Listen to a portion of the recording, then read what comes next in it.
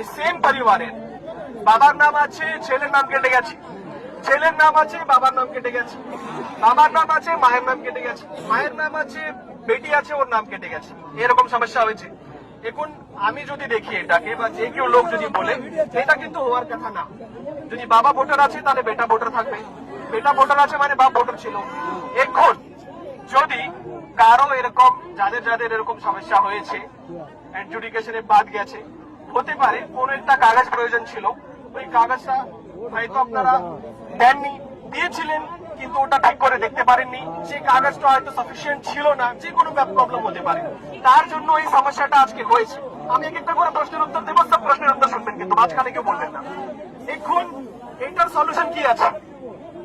এটার সলিউশন সবচেয়ে ভালো স্ট্রং পয়েন্ট যেটা হচ্ছে যে পরিবারের কেউ না কেউ ভোটার লিস্টে রয়েছে, এটা খুব ভালো জিনিস।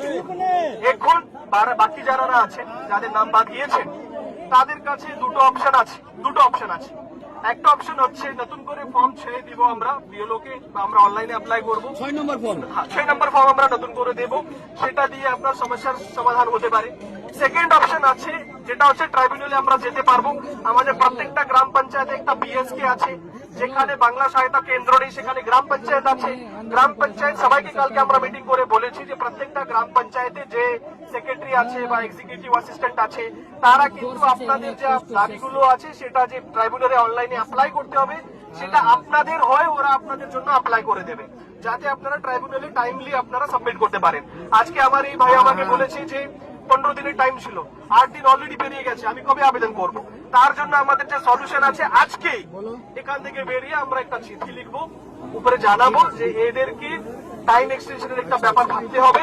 আর সেকেন্ড হচ্ছে যেটা বলেছে যে ডিলিট হলো, আরেকটা আমার ভাই আমাকে বলেছে যে কেন বাদ গেলাম সেটা আমাকে জানাতে হবে। আমি তো সব ডকুমেন্ট দিয়েছিলাম, লাইনে দাঁড়িয়েছিলাম, আমার হিয়ারিং হয়েছিল, ছবি তোলা হয়েছিল, তা সত্ত্বেও আমার নামটা কেন বাদ গেল এটা কিন্তু জানাতে হবে। এই রিজনের জন্য আমরা চিঠি করব, একটাই চিঠি করব, তার মধ্যে বলে দেবো সবাইকে কারণ যাতে জানানো যায়। আর সেকেন্ড হচ্ছে যে টাইম যাতে এক্সটেন্ড করার প্রপোজাল ওরা যাতে কনসিডার করে। তারপরে আমার এই ভাই আমাকে বলেছে যে একটা বুথে 750 জনকে উনি চিনেন, যাদের নাম বাদ গেছে কিন্তু ওরা সব ডকুমেন্ট দিয়েছিল, তাহলে ডকুমেন্ট দেওয়ার সত্ত্বেও কেন ওদের নাম রিজেক্ট হলো? আবার তার একটাই উত্তর আছে, আমরা উপরে কিন্তু বলে দেব বুথে বুথ ওয়াইজ, একটা বুথে যদি 10 জনের নাম বাদ গিয়ে থাকে বা 100 জনের নাম বাদ দিয়ে থাকে, 100 জনের নামের সামনেই কেন বাদ গেল তার কিন্তু কারণগুলো যাতে আমরা জানি, যাতে মানুষ বুঝতে পারে যে আমার কি ভুল হয়েছিল, সে ভুলটাকে যাতে ওরা কারেক্ট করতে পারে ট্রাইব্যুনালে গিয়ে। তো এটাও কিন্তু আমরা জানিয়ে দেবো। তো এর বাইরে দেখুন, এর বাইরে কিন্তু দেখুন প্রশাসন হিসাবে আমরা আপনাদের গার্জিয়ান আছি, আমরা আপনাদের জন্য কাজ করি। আপনাদের প্রবলেম হয়েছে, প্রবলেমের সুরাহা করার জন্য আমাদের সহযোগিতা লাগবে। এখন আপনারা বলুন আর কি করা যায়? এই যে আমি আপনাদেরকে বললাম, এর বাইরে আর কিছু করার নেই আপাতত।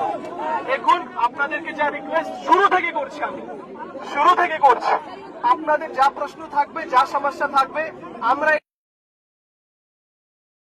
আমার নাম শেখ আনসার আহমদ, আমি এখানে আছি, আমার সাথে আপনাদের এসডিও ম্যাডাম আছে, ভিডিও সাহেব আছে।